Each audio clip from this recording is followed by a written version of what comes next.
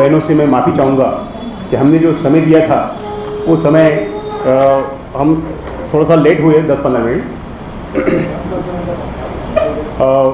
मित्रों, हम लोग यहाँ जो पत्रकार परिषद देने आए हैं इसका एक ही मकसद है कि 29 तारीख को इसी महीने के एक बहुत बड़ा अधिवेशन वकीलों का होने जा रहा है आमदार निवास केंद्र में, जिसकी हमने पूरी तैयारियां कर चुके हैं हम लोग। जहाँ तक 7-8 कमेटियाँ स्थापन हो चुकी है ऑलरेडी, और 11 राज्य से तकरीबन 24 डेलीगेट्स आ रहे हैं यहाँ पर। और इस अधिवेशन के लिए हाईकोर्ट के जज हक साहब, 4 बार काउंसिलर्स जिसके अंदर में हमारे पारिजात पांडे साहब जो चेयरमैन हैं बार काउंसिल के, बाद में हमारे आशीष देशमुख साहब जो बार काउंसिल ऑफ इंडिया के सदस्य हैं, उसके बाद में एडवोकेट गोवर्धन साहब बार काउंसिलर्स है, उसके बाद में आसिफ कुरैशी साहब वो भी बार काउंसिलर्स है, और साथ ही साथ यहाँ पर हाई कोर्ट, डिस्ट्रिक्ट कोर्ट तथा फैमिली कोर्ट के जो सेक्रेटरी प्रेसिडेंट हैं ये लोग भी यहाँ आ रहे हैं। और इतने बड़े पैमाने पर ये जो अधिवेशन होने जा रहा है उसके पीछे का एक ही मकसद है कि आप पत्रकार हो, आप सबको मालूम है दिनों दिन वकीलों के ऊपर हमले होते जा रहे हैं। अब आपको एक वंडर लगेगा कि भाई वकील लोगों को न्याय दिलाते हैं, ये किस तरह से न्याय की गुहार कर रहे हैं। ये आपके सामने एक सवाल खड़ा हुआ होगा आपके सामने। तो मित्रों, मैं आपको बताना चाहूँगा पिछले 1 साल मतलब 11 महीने से हम लोग जिस संगठन के पदाधिकारी है उस संगठन के बारे में बताना चाहूँगा। अखिल भारतीय संयुक्त अधिवक्ता मंच भारत महाराष्ट्र प्रदेश का मैं खुद प्रेसिडेंट हूँ। हमारे मित्र छत्रपति शर्मा साहब यह कोर कमेटी सदस्य है और महाराष्ट्र के सह प्रभारी है और इस नागपुर जिले के अध्यक्ष भी है। और यहाँ जो उपस्थित हमारे मित्र जायसवाल साहब, प्रदीप जायसवाल साहब ये संरक्षक है। हमारे मित्र गुणत रामटेक साहब ये बहुत बड़े कार्यक्रम लेते रहते हैं, बहुत विद्वान व्यक्ति है, ये सलाहकार है। हमारी यादव मैडम ये भी सलाहकार है, और हमारी सुनीता शिवरे मैडम ये सचिव है।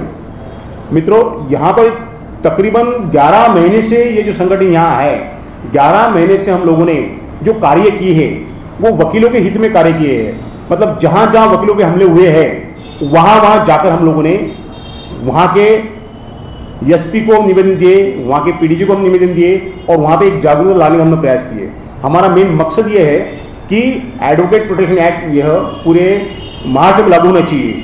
खासतौर से ये राजस्थान में लागू हो चुका है, ये तो महाराष्ट्र में क्यों नहीं? अच्छा, राजस्थान में जो लागू हुआ वहाँ पे जोधपुर के डिस्ट्रिक्ट कोर्ट के अंदर में एक एडवोकेट का दिन दहाड़े मर्डर हुआ, जिसका चलते वहाँ के वकीलों ने इतनी भयंकर यूनिटी बताया, जिसके चलते वहाँ के जुडिशरी को झुकना पड़ा, वहाँ के ब्यूरोक्रेसी को झुकना पड़ा, वहाँ के पॉलिटिशियन को झुकना पड़ा। उन्होंने इतना भयंकर प्रयास किए, तब जाके राजस्थान ये पहला देश है, पहला राज्य है जहाँ पर एडवोकेट प्रोटेक्शन एक्ट लागू हुआ है। तो पूरे भारत भर के अंदर में ये जो संगठन है हमारा, तकरीबन 18 राज्यों में ये संगठन है, और इसकी जो प्रेसिडेंट है सम्माननीय चंद्र कुमार बलेजा साहब, ये हमारे जो मंच है अखिल भारतीय संयुक्त मंच, इस मंच की वो पूरे देश के प्रेसिडेंट है, और उन्होंने अभी तक के 18 राज्यों के अंदर में इस मंच को लेके गए। यानी 16,000 से ऊपर एडवोकेट लोग इस मंच से जुड़े हैं। यानी मैं ये कहना चाहूँगा कि अभी तक की पूरे समूचे भारत देश के अंदर में इतनी बड़ी वकीलों की संगठन केवल एकमेव संगठन है, जिसका नाम है अखिल भारतीय संयुक्त अधिवक्ता मंच भारत। ये संगठन आपको 20 राज्य में है, और अभी धीरे धीरे करते करते आने वाले 4-6 महीने के अंदर में ये पूरे जितने भी राज्य है भारत देश के अंदर में, ये सब राज्य के अंदर में ये संगठन अपने पैर फैला रही है। मित्रों, उसका मेन मकसद यही है कि एडवोकेट जो व्यक्ति है इसको किसी भी राज्य के, एक राजधानी छोड़ के कोई भी प्रकार का प्रोटेक्शन नहीं है। आप बताइए, गवर्नमेंट की कौन सी योजना है वकील को फेवर में? कोई नहीं है। गवर्नमेंट की कौन सा प्रोजेक्ट है या कौन सा क्या है? आज अगर एक एडवोकेट या एक डिस्ट्रिक्ट से दूसरी डिस्ट्रिक्ट अगर जाता है और उसका एक्सीडेंट अगर होता है, या एक राज्य से दूसरे राज्य अगर जाता है, उसका एक्शन अगर होता है, उसके ऊपर कुछ अगर असर होता है, तो हु विल बी रिस्पॉन्सिबल? यहाँ पर गवर्नमेंट हमको कुछ भी प्रोवाइड नहीं करती। हम जितने भी वकील लोग हैं, हम अपने खुद के बलबूते पे, अपने खुद के दिमाग के बेस के ऊपर हम लोग आगे बढ़ते हैं, हमारा प्रोग्रेस करते हैं। लेकिन 100 में से कुछ 5-10% ही वकील ऐसे हैं कि जो अपने पैरों पे, सक्षम है, पैरों पे खड़े हैं। लेकिन 90% अधिवक्ता गण यह पूरी तरह से आत्मनिर्भर नहीं है, जिन्हें बहुत ही निहायत जरूरी है गवर्नमेंट के तरफ से कुछ स्टाइपेंड बोलो या कंपनसेशन बोलो या कुछ ऐसी रियायतें गवर्नमेंट की तरफ से देना निहायत जरूरी है। क्योंकि हमारा प्रोटेक्शन, हमारा सम्मान, जैसा कि कहा जाता है advocate is officer of the court, ये कहने से नहीं होता है। आप देखिए एडवोकेट की, मैं तोहिन नहीं करना चाहूंगा, लेकिन एडवोकेट के बारे में कई बैंक जो है लोन के मामले में वो जो रुख अपना थी वो स्टिक जनरली देते नहीं है। उसके पीछे का रीजन ये है कि उनको एडवोकेट को पता रहता कि ये बैंक कहाँ कहाँ पे किस तरह से फंसा सकते हैं। वो लोन ऑफ इंटरेस्ट जो रहता है ना, वो किस तरह से वो फंसाती, वकीलों को सारी बातें इसके मालूम रहता है। इसलिए जनरली वकीलों को लोन देने के लिए वो कतराती है सारी बैंक वगैरह। मेरा कहने का मतलब ये है कि जो मेन मकसद है हमारा, मेन मकसद ये है कि एडवोकेट प्रोटेक्शन एक्ट समूचे महाराष्ट्र सहित समूचे भारत देश के अंदर में लागू होना चाहिए, जिसके तहत वो जो 29 तारीख का जो महासम्मेलन होने जा रहा है, जिसके अंदर तकरीबन 300 एडवोकेट लोग वहां पर इन्वॉल्व होने जा रहे हैं। तो मेन मकसद हमारा यही है कि हम दूसरों को न्याय दिलाते हैं, हम सरकार से न्याय की गुहार मांग रहे हैं, तो सरकार का दायित्व बनता है। आज एडवोकेट ऐसा घटक है कि पुराने जमाने से लेकर तो अभी तक के एडवोकेट का जो उत्तरदायित्व है, उसका जो असिस्टेंट है, वो इतना बड़ा है कि आप किताब उठा के देख लो। आज हिस्ट्री के अंदर में कई वकीलों ने इस भारत देश को आज़ादी के लिए कई संघर्ष किए और कई बहुत बड़ा योगदान है, वकील घटक का बहुत बड़ा योगदान है। और हम तो ये भी एक डिमांड करेंगे कि अगर किसी टीचर्स का या किसी पदवीधर का एक संघ हो सकता है, उनका प्रतिनिधि चुनकर जा सकता है, तो एडवोकेट लोगों की इतनी भयंकर, इतनी बड़ी संख्या है, इनका प्रतिनिधित्व चुनकर क्यों नहीं जा सकता? तो हम ये भी मांग करेंगे कि हमारे लिए भी एक सेपरेट प्रतिनिधित्व दिया जाए। हम भी ये गवर्नमेंट से ये मांग करेंगे। जिस दिन एडवोकेट प्रोटेक्शन एक्ट लागू हो जाएगा, उस दिन जो है हमारी भूमिका बहुत बड़े पैमाने पर होगी। खासतौर से भी मैं, हमारे मित्र है एडवोकेट शर्मा साहब, जो कोर कमेटी के सदस्य भी है और इस महाराष्ट्र के सह प्रभारी भी है, और खासतौर से ये इस नागपुर के वो अध्यक्ष भी है। तो इस हम लोगों ने पिछले 11 महीने से, मुझे याद है 31 मई 2023 को जब भोपाल में महासम्मेलन हुआ था, तब मुझे वहाँ पर महाराष्ट्र प्रदेश अध्यक्ष चुना गया और 11 महीने तक मैंने और हमारे शर्मा जी, इन्होंने, हम लोग तकरीबन यहाँ के 11 डिस्ट्रिक्ट के अंदर में हमने हमारे अलग अलग प्रतिनिधि वकीलों के नियुक्त किए हैं। और हमारा कार्य जो इतने जोर शोर से आगे बढ़ रहा है कि आने वाले समय में 6-8 महीने के अंदर में हम लोगों की जो तादाद है इतनी भयंकर बढ़ते जाएंगी कि गवर्नमेंट को, हमारा जो प्रेशर ग्रुप है, गवर्नमेंट को हम झुकाने के लिए मजबूर करेंगे कि वकीलों की जो समस्या है, वकील की जो ये जो एडवोकेट प्रोटेक्शन है, उसको लागू होना चाहिए। अभी हमने 11 महीने के अंदर में जो कार्य किए, कहाँ कहाँ हम लोग गए, कैसा क्या, इसके बारे में 1-2 मिनट में हमारे मित्र शर्मा साहब आपको जानकारी देंगे। थैंक यू, धन्यवाद।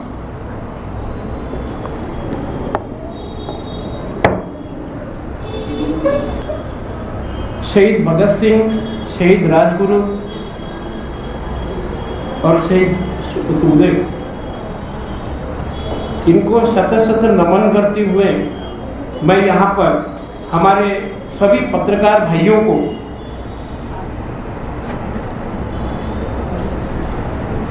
मेरा नमस्कार, मेरा प्रणाम। आज हमारी जो पत्रकार परिषद है, इस पत्रकार परिषद का जो उद्देश्य है, वो उद्देश्य ये है कि 29 तारीख को आमदार निवास, नागपुर के सिविल लाइन्स आमदार निवास परिसर के हॉल में हमारा एक विदर्भ स्तरीय सम्मेलन होने जा रहा है। और अभी राउत सर ने आपको जानकारी दी है कि ये जो संगठन है, इस संगठन का जो व्याप है ये राष्ट्रीय स्तर का है और विभिन्न राज्यों से लोग भी आने वाले हैं। अब इस संगठन की आवश्यकता क्या पड़ी, ये हमारे सामने में बहुत बड़ा प्रश्न है। आप लोग जानते हो कि देश की आजादी में वकीलों का बहुत बड़ा योगदान रहा है। इतना ही नहीं तो आजादी के बाद जस्टिस डिलीवर सिस्टम में भी वकीलों का बहुत बड़ा योगदान है। बिना अधिवक्ता के न्यायिक प्रक्रिया पूरी हो नहीं सकती। इतनी बड़ी समाज में अधिवक्ताओं की भूमिका है। देश आज ये कल्पना कर रहा है कि सारे देश में देश के हर नागरिक तक, अंतिम छोर पे बैठे हुए व्यक्ति तक न्यायदान की प्रक्रिया पहुंचे, उसे न्याय मिले। और इतनी बड़ी भूमिका यदि अधिवक्ता की है तो जायज है कि उसके सुरक्षा का प्रश्न भी होना चाहिए। अभी हमारा जो संगठन है, यह संगठन अधिवक्ताओं के हित, कल्याण, सम्मान और सुरक्षा के लिए देश में काम करता है। अब जब अधिवक्ताओं के कल्याण की बात आती है तो अधिवक्ता जब अधिवक्ता बनता है, वकील बनता है, तो वो ग्रेजुएशन पास करता है, दो ग्रेजुएशन की डिग्री लेता है। 2 ग्रेजुएशन की डिग्री लेने के बाद जब वो इस सिस्टम के साथ में जुड़ता है, जब वो कोर्ट में आता है, तो उसके सामने में पहला प्रश्न आता है कि वो अपने गाड़ी में पेट्रोल कैसे भरे, कोर्ट तक कैसे पहुंचे। यानी आर्थिक प्रश्न उसका शुरू में शुरू हो जाता है। जब आर्थिक सुरक्षा उसको नहीं मिलती तो कई अच्छे विद्वान अधिवक्ता, कई अच्छे होशियार बच्चे प्रोफेशन में फ्रस्ट्रेट हो जाते हैं। तो इन बच्चों की आर्थिक सुरक्षा का क्या, यह एक प्रश्न हमारे सामने में है। अब अन्य प्रोफेशन की यदि हम बात करते हैं तो डॉक्टर्स प्रोफेशन में भी स्टाइपेंड की व्यवस्था कर दी जाती है सरकार के द्वारा। फिर आर्थिक सुरक्षा का प्रश्न अधिवक्ताओं के सामने में जब मंडरा रहा है तो यह प्रश्न कैसे सॉल्व किया जाए, इसके लिए हमारा संघर्ष है। फिर बात आती है कि सम्मान की। जब उसकी आर्थिक परिस्थिति, आर्थिक सुरक्षा नहीं है, अर्थ ये समाज में सम्मान का बहुत बड़ा ये माना जाता है कि हाँ, जिसके पास पैसा है, अच्छा खासा है, उसको थोड़ा सा सम्मान मिलता है। हर किसी बात के लिए लागू नहीं होता है ये, परंतु प्राय ये देखा है, मैक्सिमम तबके के लोग यही सोचते हैं कि जिसके पास पैसा है, अच्छा खासा है, गाड़ी घोड़ा है, उसको सम्मानित किया जाता है। तो सम्मान का प्रश्न यदि आर्थिक प्रश्न उसका खड़ा हो रहा है, आर्थिक समस्या है, आर्थिक सुरक्षा नहीं है, तो उसके सम्मान का भी प्रश्न वहां खड़ा हो रहा है। फिर व्यक्तिगत सुरक्षा। जब हम व्यक्तिगत सुरक्षा की बात करते हैं तो कोर्ट में 2 पक्ष होते हैं, एक जीतता है, एक हारता है। हारने वाला जो पक्ष है वो अक्सर वकीलों की तरफ एक अलग नजर से देखता है। अभी ये 5 मार्च की घटना है जो मैं आप लोगों से शेयर करना चाहूंगा। एक वरिष्ठ अधिवक्ता, जिनका मैं भी नाम नहीं बता सकता हूं क्योंकि अभी पूरा मैंने उसका ये नहीं किया। एक वरिष्ठ अधिवक्ता अमरावती के थे, उन्होंने इसका मोटर एक्सीडेंट क्लेम ट्रिब्यूनल की केस करी। उसमें वो प्रतिवादी नंबर 2 की तरफ से खड़े हुए। प्रतिवादी नंबर 2 की तरफ से खड़े रहने के बाद उन्होंने अपना जवाब दाखिल किया। जो नो फॉल्ट लायबिलिटी की एप्लीकेशन पिटिशनर लगाता है उसके ऊपर आर्ग्यू किया, वो एप्लीकेशन रिजेक्ट करवाई। उन्होंने एविडेंस दिया, उन्होंने आर्ग्यू किया। अनफॉर्चुनेटली उनका पक्षकार यानी वो पिटिशनर की तरफ से रिजल्ट लग गया। अभी अभी उन्होंने वीडियो रिकॉर्डिंग के साथ में हमें भेजा है कि पक्षकार ने इस तरह की गालियां देते हुए उनसे अभद्रता की। इतना ही नहीं तो उनको उनके पूरे परिवार को जान से मारने की धमकी भी दी। इसके ऊपर हमारा मंच संज्ञान लेगा। परंतु इसके पहले यदि महाराष्ट्र में वकीलों के हमलों की बात अगर हम करेंगे तो अभी अभी की घटना है राहुरी में। अड़ाव दंपत्ति अहमदनगर जिले के राहुरी में एक परिवार की दोनों मियां बीवी, दोनों हस्बैंड वाइफ वकील थे और उनकी हत्या कर दी गई। उसके लिए भी हम लोगों ने नागपुर में प्रोटेस्ट किया है और ऐसी जहां जहां पे भी घटना होगी मंच अधिवक्ताओं के साथ में खड़ा रहेगा। गोंदिया का प्रकरण है। एक गोंदिया जिले में नेवाले नामक एक वकील साहब थे जो अभी हमारे मंच के साथ जुड़े हुए हैं। उनके साथ में पुलिस थाने में अभद्रता हुई। उन्हें जिस तरह से मुलजिम को लेके जाते हैं, वो किसी को पूछने गए थे, उनका क्लाइंट था अंदर, पूछने गए तो तू वकील का शाला ही क्या ऐसा करके उसे खींचते हुए पुलिस स्टेशन से बेइज्जत करके निकाला गया, खींचा गया और धमकी दी गई कि हम तुमको अरेस्ट करेंगे, हम तुम्हारे ऊपर गुने दाखिल करेंगे। तो ये जो है ये सम्मान का प्रश्न खड़ा करता है वकीलों के लिए। जब ये एडवोकेट प्रोटेक्शन एक्ट महाराष्ट्र सह यदि पूरे देश में लागू हो जाता है तो शायद ये समस्या कुछ हद तक कम हो जाएगी। मुंबई के हमले हम देखें, अमरावती में हमले हुए वकीलों के ऊपर, तो हमारे मंच जहां जहां वकीलों के ऊपर अन्याय होता है, अत्याचार होता है, वहां हम लोग पहुंच जाते हैं और अपने अधिवक्ता साथी के साथ कंधे से कंधा मिलाकर खड़े रहते हैं। क्योंकि हमारे देश में किसी को यह इजाजत नहीं दी है कि वो कानून अपने हाथ में ले। सक्षम भारत टीवी को अगर आपने सब्सक्राइब नहीं किया है तो अभी तुरंत आप सब्सक्राइब कर बेल आइकन को ऑन करें ताकि हम बने रहे हमेशा आपके साथ। धन्यवाद।